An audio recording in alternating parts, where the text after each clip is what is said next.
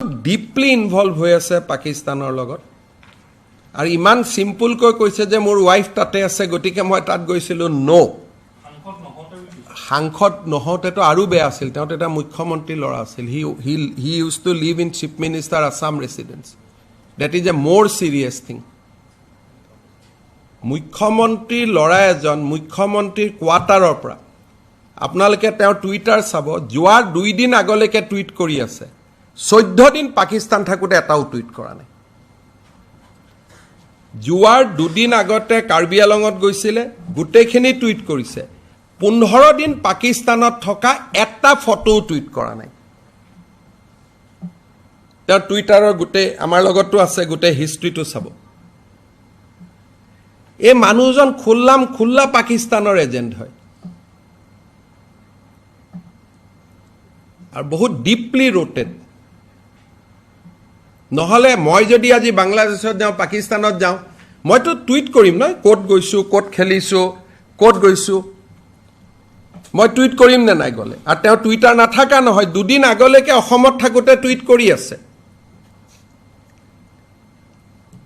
আৰু এতিয়াও প্ৰেসিডেন্ট হোৱাৰ পিছত ফুৰ্তি কোনখিনি মানুহৰ তেওঁৰ ফেসবুকত চাবকচোন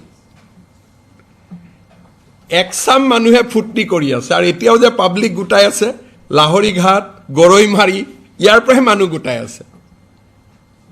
কোনো অসমীয়া মানুহে জিন্তু গগৈ মৃত্যুক পাহৰি নাযায় কোনো অসমীয়া মানুহে পেহেলগামৰ ঘটনাক পাহৰি নাযায় কোনো অসমীয়া মানুহে পাকিস্তানৰ ভ্ৰমণটোক জাস্টিফাই কৰা কোনো অসমীয়া মানুহে মানি নলয় বাকি সব যাৰ যি মানুহৰ লাজ নাথাকে হি এবিলাক মই আগতে যি মানুহৰ লাজ নাথাকে যেতে একেবাৰে মানুহ এজন নিলজ্জ হৈ যায় কোনো লিমিট নাথাকে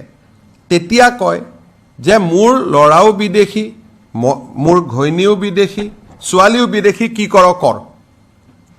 তো সেইটো একদম যেতিয়া এটা মানুহ নিলজ্জতাৰ শেষ পৰ্যায়ত যায় যে ইয়াতকৈ আৰু নিলাজ নাই তেতিয়া মানুহ এটাই কয় আজি যদি কোনোবা এটা মানুহে কয় যে মই অসমীয়া বিৰোধী হয় মোক কি কৰিবি কৰ তেতিয়াতো আৰু কোনো একো কৰিব নোৱাৰে সো এইটো যিটো তেওঁ কৈছে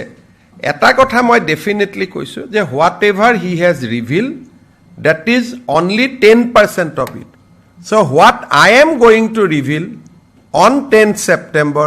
Rahul Gandhi will regret for his life that why I have appointed this guy as a deputy leader in the parliament and the president of Assam Congress committee so now I know that Rahul Gandhi himself